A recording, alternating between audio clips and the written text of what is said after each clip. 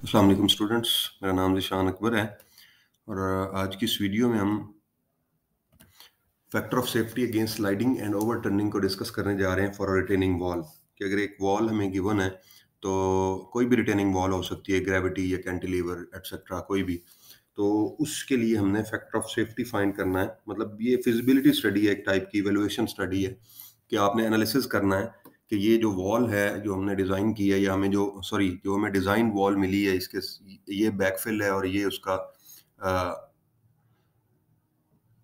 Sizes हैं। तो उन साइजेस के अगेंस्ट हमने चेक करना है कि ये वॉल स्लाइडिंग के अगेंस्ट सेफ है, ओवरटर्निंग के अगेंस्ट सेफ है या नहीं है। तो उसके लिए सबसे पहला जो क्राइटेरिया है वो हमें जानना है कि स्लाइडिंग फैक्टर ऑफ सेफ्टी क्या होता है। मीन एफएस स्लाइडिंग क्या होगा। अब एफएस स्लाइडिंग को डिस्कस करने के लिए हमें पहले वॉल पे जो फोर्सेस एक्ट कर रही हैं उनको स्टडी करना। लेट अस सपोज ये आपका बैकफिल है, बैकफिल मटेरियल है। इस बैकफिल मटेरियल की कुछ करेक्टरिस्टिक्स होती हैं। मीन फाइव डैश है 30 डिग्री, गैमा गिवन है 20 kilo newton per metre cube, कोई भी यहाँ पे सी प्राइम जीरो है। इस तरह से इसकी वाटर टेबल जो है वो यहाँ पे एग्जिस्ट नहीं कर रहा। For simple case we are considering that water table is not here in this case. और जो बैकफिल वाली साइड पे इलोंगेटेड पोर्शन होता है वॉल का उसको हम हील कहते हैं। यहाँ पे ये नजर आ रहा है आपको लिखा हुआ हील। और दूसरी साइड है अवे फ्रॉम द बैकफिल, उसको हम कहते हैं टो। और मोस्टली हमारा रेफरेंस टो ही होता है फॉर ओवरटर्निंग। स्लाइडिंग के लिए तो as a whole wall consider होती है। ये जो पार्ट है वॉल का, ये वर्टिकल पार्ट, इसको हम स्टेम कहते हैं। और ये जो बेस है सॉइल के ऊपर रेस्ट कर रही है, मतलब ये जो पार्ट है इसको हम बेस का नाम देते हैं। इस बेस की जो विड्थ है उसको एल कहा जाता है, लेंथ ऑफ द बेस। और जो हाइट ऑफ वॉल है that is H, and depth of जो बेस है D is known as D. और ये जो पार्ट है आपकी बेस की width on the toe side this is called B, or on the side of heel it is known as C, and width of this stem is known as T. This is top width, this is bottom width। लेकिन इस case में हम consider करेंगे कि ये wall भी vertical है और ये वॉल भी वर्टिकल है। इसको हम कहते हैं front face of the retaining wall और इसको हम कहते हैं back face of the retaining wall. तो हम इस केस में कंसिडर ये कर रहे हैं कि front face and back face of the retaining wall or front face or back face of the faces of the stem are vertical और आपका जो back fill है वो horizontal है। ये कंडीशन है। तो इस केस में सबसे पहले आप के ए फाइंड करेंगे इस फाइव डैश को यूज करके। के ए फाइंड करने के बाद आपने फॉर्मूला लगाना है पी ए का, जो हम फॉर्मूला लगाते होते हैं। एक्टिव अर्थ प्रेशर फाइंड करना है 1/2 के ए गैमा एच स्क्वेयर। ये फाइंड करने के बाद आपने इस वॉल को रेगुलर शेप्स में डिवाइड करना है। ये जो वॉल है, अब इसको रेगुलर शेप में डिवाइड करना है तो इसको हम कह सकते हैं this is W1, this is W2। और ये हील के ऊपर भी कुछ पार्ट आ रहा है आपकी सॉइल का जो इसके ऊपर प्रेशर वो वेट डाउनवर्ड लगाएगी, इसको हम कह देते हैं W3। और यहाँ पे टो के ऊपर भी आ रहा है, इसको मोस्टली हम इस वेट को इग्नोर करते हैं। तो यहाँ पे एक फोर्स लग रही है PA, ये वाली, जो इसको डिस्टेबलाइज करना चाह रही है। मतलब ये इसको गिराना चाह रही है, इस वॉल को पुश करना चाह रही है। ये जो फोर्स एक्टिव फोर्स है बैकफिल की। दूसरी साइड पे एक पैसिव फोर्स लग रही है जो इसको अपनी जगह पे रखना चाह रही है। और तीसरे ये वेट्स हैं, वेट 1, वेट 2 एंड वेट 3, जो इस वॉल को स्टेबिलिटी दे रहे हैं कि ये अपनी जगह पे अपने वेट की वजह से इनर्शिया गेन करके ये अपनी जगह पे स्टेबल रहे। तो कुछ यहाँ पे इस पूरे सिनेरियो के अंदर 5 फोर्सेस हम देख रहे हैं, PA, W1, W2 and W3 और PP। तो इन 5 फोर्सेस में से एक फोर्स ही ऐसी है जो इसको डिस्टेबलाइज करने की कोशिश कर रही है। तो इसको हम कहते हैं दिस इज ड्राइविंग फोर्स। ये इसे डिस्टेबलाइज करना चाहती है इसकी जगह से, तो इसे हम कहते हैं driving force. And then PP, W1, W2 और W3 जो है ये रेजिस्टिंग फोर्सेस हैं।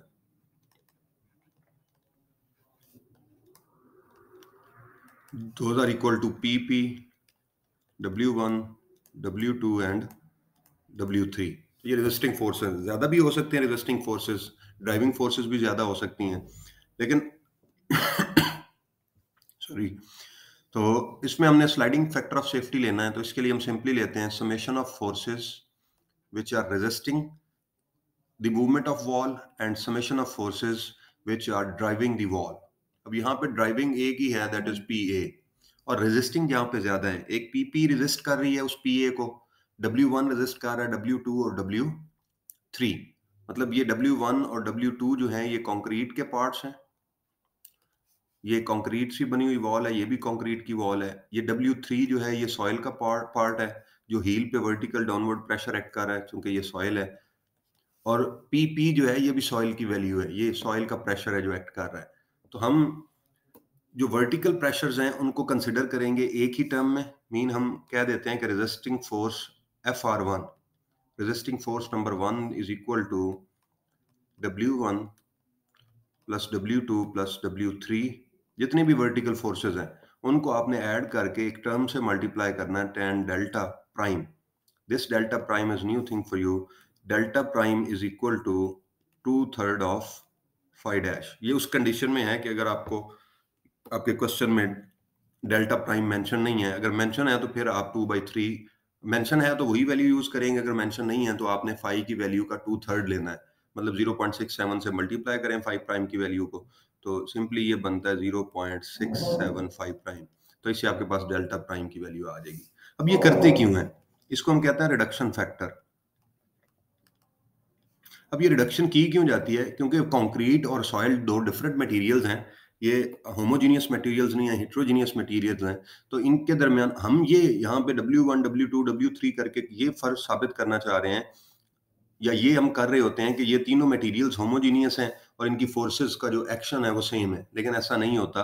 तो उसके लिए क्योंकि इनके दरमियान एक बॉन्ड बनना है, यहाँ पे भी और यहाँ पे भी, ये इनकी लाइन ऑफ इंटरेक्शन है या लाइन ऑफ इंटरफेरेंस है। तो इस लाइन ऑफ इंटरफेरेंस को रिड्यूस करने के लिए, मीनिंग ये एज अ होमोजीनियस मटेरियल नहीं है तो इनकी जो रिएक्शन फोर्स है उसमें थोड़ा सा डिफरेंस होगा, वो कम होगी as compare to homogeneous material, तो उसको हम tan डेल्टा से मल्टीप्लाई करते हैं। और एक हम FR2 लेते हैं, second resistive force, that is equal to PP in this case. ये PP जो है इसको हम FR2 लेते हैं कि ये रेजिस्टिंग फोर्स तो है लेकिन सेकेंड रेजिस्टिंग फोर्स है, ये इसमें कोई रिडक्शन नहीं लगती है। जैसे PA पे कोई रिडक्शन नहीं है वैसे ही इस रेजिस्टिंग फोर्स पे भी कोई रिडक्शन नहीं है। तो अगर हम यहाँ वैल्यू पुट करें स्लाइडिंग में, तो resisting forces are summation of vertical forces, ये वाला सीन कि ये वर्टिकल फोर्सेस हैं, इनका समेशन, इनको हम मल्टीप्लाई करते हैं tan डेल्टा प्राइम से, और प्लस दूसरी रेजिस्टिव फोर्स है PP, उसको ऐड करते हैं डिवाइड बाय, और ड्राइविंग फोर्स यहाँ पे एक ही है हमारे केस में, वो PA है। तो स्लाइडिंग फैक्टर ऑफ सेफ्टी हम इस तरह से कैलकुलेट कर सकते हैं। ओवरटर्निंग भी इसी तरह से ही है, सिर्फ उसमें आपको मोमेंट आर्म चाहिए होते हैं अबाउट दिस टो पॉइंट, इसको कहते हैं टो पॉइंट। तो इसके अगेंस्ट आप हर चीज के, हर फोर्स के, यही फोर्सेस हैं, PA का मोमेंट आर्म लें, PP का, W1 का, W2 का, W3 का मोमेंट आर्म लें इस पॉइंट से, आइदर इन हॉरिजॉन्टल डायरेक्शन और इन वर्टिकल डायरेक्शन। तो आप मोमेंट आर्म्स को मल्टीप्लाई करेंगे उन फोर्सेस से और डायरेक्शन देखेंगे कौन सी है, तो उससे आपको अंदाजा हो जाएगा कि आपने factor of safety against overturning, उसको कहते हैं हम FSOT, वो कैलकुलेट होता है। आपने देखना है कि ये जो PA फोर्स है ये इसको ओवरटर्न कर कोशिश कर रही है, इसको टर्न करने की कोशिश कर रही है about this point, toe point पे इसे टर्न करने की कोशिश कर रही है in this counter clockwise direction. तो आपने हमेशा समेशन ऑफ क्लॉकवाइज मोमेंट्स को डिवाइड करना है summation of counter clockwise moment से, तो आपके पास ओवरटर्निंग आ जाएगा। सिंपली इसे कहते हैं summation of moments which are resisting divide by summation of moments which are driving. Same इस केस में यहाँ पे फोर्सेस थी, यहाँ पे मोमेंट्स हैं, तो ओवरटर्निंग के केस में आपको मोमेंट से डिवाइड करना पड़ता है, और स्लाइडिंग के केस में आपको फोर्सेस से करना पड़ता है डिवाइड। इसके लिए हम एक एग्जांपल अगर लें, सिंपल एग्जांपल लें, लेट अस सपोज ये वर्टिकल फेसेस हैं वॉल के, इसकी जो लेंथ है, base length, that is equal to 10 metres. इसकी जो D है, depth of base, that is 2 metres. इसकी जो H है, हाइट ऑफ स्टेम, इसको स्टेम कहते हैं, ये पोर्शन स्टेम कहलाता है, ये बेस है। इसकी जो हाइट ऑफ स्टेम है that is equal to 8 metres. इसकी जो स्टेम विड्थ है टॉप और बॉटम से ये सेम है, 1 मीटर रखेंगे हम। और ये जो पोर्शन है, टो की लेंथ जो है, that is known as, that is 2 metre. तो फिर ये जो बचेगी ये 7 मीटर्स होगी। ये हम खुद कैलकुलेट कर सकते हैं क्योंकि ये 10 मीटर है टोटल, उसमें से 2 एंड 1 ये माइनस होंगे, ये 1, तो 7 मीटर रहेगा बाकी। अब इस पे आपका मटेरियल रिटेन है, soil type is sand, phi dash of the sand is 30 degree, unit weight of the soil is 18 kilonewton per meter cube, and C prime of the soil is 0 because this is sand, तो इसके लिए C prime 0 होगा। अब सबसे जो पहला काम है वो हमारा कैलकुलेशन है PA की, क्योंकि ड्राइविंग फोर्स ये है, driving force is this one. तो PA चूंकि यहाँ पे वाटर टेबल भी नहीं है, हमने सिर्फ इस सॉइल को कंसिडर कर रहे हैं as a backfill, water table नहीं है, सिंपलेस्ट केस हमने कंसिडर करना है ताकि हमें कॉन्सेप्ट समझ आ जाए। तो उसके लिए फार्मूला होता है 1/2 KA गैमा H स्क्वायर। अब गैमा हमें पता है 18 kilo newton per metre cube, H is known, H from the bottom of the base to the top of the stem, ये H होती है। तो ये 8 है यहाँ तक और नीचे 2 10 मीटर है, तो H भी हमें पता है 10 मीटर है। KA हमने फाइंड करना है, तो एक्टिव कंडीशन के लिए जो KA फाइंड होता है that is 10 square 45 minus 5 dash by 2।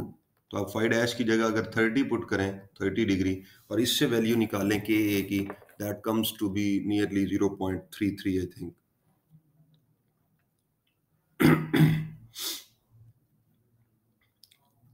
45 minus 15 30 की वैल्यू आएगी, उसका स्क्वायर लेंगे तो 0.33, ये आपके KA की वैल्यू आ गई। उसके बाद आप PA फाइंड करें, सिंपल। तो PA will be 1/2 into K is 0.33 into gamma is 18 into H is 10 and its square। तो यहाँ पे जो आपके पास फोर्स आएगी that will be kilo newton per metre.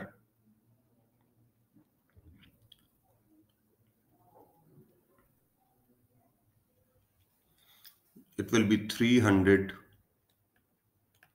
Kilo newton per metre. तो आपके पास एक्टिव फोर्स जो वॉल पे एक्ट कर रही है वो आ गई है, दैट इज 100 किलो न्यूटन पर 300 किलो न्यूटन पर मीटर, ये फोर्स। अब उसके बाद चूंकि यहाँ पे बैकफिल पे अपोजिट साइड पे कोई मटेरियल नहीं है तो हम PP नहीं फाइंड करेंगे। उसके बाद हम फाइंड करेंगे ये चीज़ें कि यहाँ तक ये 3 चीज़ें हैं, एक ये W1 यहाँ से डाउनवर्ड एक्ट कर रहा है, एक ये W2 ये डाउनवर्ड एक्ट कर रहा है और एक ये W3 ये डाउनवर्ड एक्ट कर रहा है। तो हम अब ड्राइविंग फोर्सेस पे जाएंगे, अब सॉरी रेजिस्टिंग फोर्सेस पे जाएंगे। तो दूसरा हमारा काम है रेजिस्टिंग फोर्सेस को फाइंड करना। अब उसमें रेजिस्टिंग फोर्सेस में कौन है, W1, वर्टिकल जितनी भी फोर्सेस हैं और पैसिव फोर्स वो रेजिस्टिंग फोर्सेस हैं W3। तो सबसे पहले हम W1 पे जाते हैं। अब W1 के लिए आपको क्या करना है, आप एरिया फाइंड करेंगे इस पैच का जिसको हम W1 कह रहे हैं, यहाँ से लेके यहाँ तक इस फिगर रेक्टेंगल है तो 1 into 8, तो हम लिखेंगे W1 is equal to 1 into 8 into unit weight of concrete कितना होता है, ये मीटर के अंदर है, तो gamma concrete is equal to 23.6 kilo newton per metre cube, या इसको नियरली हम 24 ले लेते हैं, 24 kilo newton per metre cube. और अगर आपके PSF यूनिट्स हैं तो gamma concrete is 150 LB per feet cube है। तो क्योंकि हम SI यूनिट्स में जा रहे हैं तो हमें 24 यूज़ करना है, तो हम इसको 24 यूज़ करेंगे। 24 को हम 8 से मल्टीप्लाई करेंगे, this will be 192 kilo newton per metre. इसी तरह से हम W2 पे जाएंगे, W2 will be equal to area of this base. अब बेस 10/2 है तो 2/10 height into width of the base, and ये भी कंक्रीट की है तो कंक्रीट का यूनिट वेट है 24, this will B 480 I think, yes 480 kilo newton per metre. And then W3, अब ये सॉइल है, ये जो एरिया है ये सॉइल का है, तो इसकी विड्थ यहाँ से यहाँ तक कितनी है 7 मीटर, ये वाली 7 टाइम्स हाइट इसकी कितनी है यहाँ से यहाँ तक 8 मीटर्स, 7 टाइम्स 8 इंटू, चूँकि सॉइल है तो यहाँ हम 24 यूज़ नहीं करेंगे, सॉइल का अपना यूनिट वेट 18 है, उसे यूज़ करेंगे। That is equal to 1008 kilo newton per metre. तो ये हमारे पास वर्टिकल फोर्सेस आ चुकी हैं तीनों। अब इसके बाद हम क्या करेंगे, summation of forces in vertical direction is equal to W1 plus W2 plus W3, that is equal, या इसको हम सिंपल कहते हैं summation of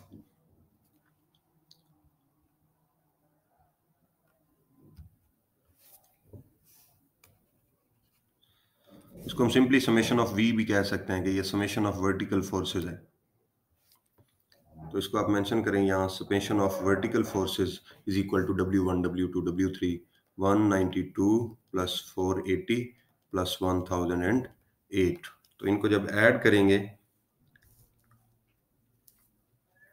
this is 1680 kilo newton per metre. अब यहाँ पे हमें वर्टिकल फोर्सेस भी मिल गई हैं, PP एग्जिस्ट नहीं कर रहा। अगर होता तो फिर हम उसके लिए अलहदा से कैलकुलेशंस करते हैं, उसका अलहदा सीन है। तो आपने अब FS फाइंड करना है स्लाइडिंग के लिए, तो उसका फार्मूला क्या था, स्लाइड में देखें, summation of vertical forces into tan delta prime, summation of forces in vertical direction into tan delta prime plus PP over PA active force. अब यहाँ पे वर्टिकल जो फोर्सेस हैं आपके पास वो हैं 1680, उनका समेशन इनटू आपने tan लेना है, एंड चूंकि यहाँ पे मेंशन नहीं है तो then you will consider it as 2/3 of 30 degree, 2/3 of 5 plus PP आपके पास 0 है यहाँ पे, तो 0 लिखेंगे, और PA की जो वैल्यू है that is 300 kilo newton per metre. तो यहाँ पे जब आप 1680 को tan, जब ये 230 से मल्टीप्लाई होगा, 60 बाई 3 इज 20, तो इसको tan 20 से मल्टीप्लाई करेंगे, this will B 611.5 divide by 300। तो जब इसको डिवाइड करेंगे तो answer will be FS sliding is equal to nearly 2.04. This is greater than 1.5, so it is safe. अगर आपका स्लाइडिंग का फैक्टर ऑफ सेफ्टी 1.5 या उससे ग्रेटर है तो फिर आप सेफर साइड पे हैं, आपका डिज़ाइन ओके है, मीन आपकी जो फुटिंग की डायमेंशंस हैं इस बैकफिल को रिटेन करने के लिए वो ओके हैं। अगर ये कम आ रहा हो तो फिर उसके लिए आप साइजिंग करते हैं, मीन उसके लिए आपको इसकी शेयर की डेवलप की जा सकती है। बेसिकली अगर आपकी वॉल स्लाइडिंग में फेल हो रही है तो साइज बढ़ाने की जरूरत नहीं है, आप यहाँ पे एक शेयर की डिजाइन करते हैं एक्स्ट्रा फोर्स के लिए, मीन आपने 1.5 फैक्टर ऑफ सेफ्टी लेना है तो उसके लिए आपको कितनी शेयर की या कितने साइज की शेयर की प्रोवाइड करनी पड़ेगी। तो this section provided at the bottom of base is known as shear key. इसका अलग से एक डिजाइन प्रोसीजर है, उसको भी अडॉप्ट किया जा सकता है। हमारे केस में सेफ है तो it is okay, no problem. कि हमारी जो वॉल है, अब इसमें हम स्टेटमेंट देंगे, retaining wall is safe against sliding. Thank you very much. इस वीडियो को हम नेक्स्ट पार्ट भी इसका कैरी करेंगे, उसमें हम factor of safety against overturning को डिस्कस करते हैं। टेक केयर, अल्लाह हाफिज़।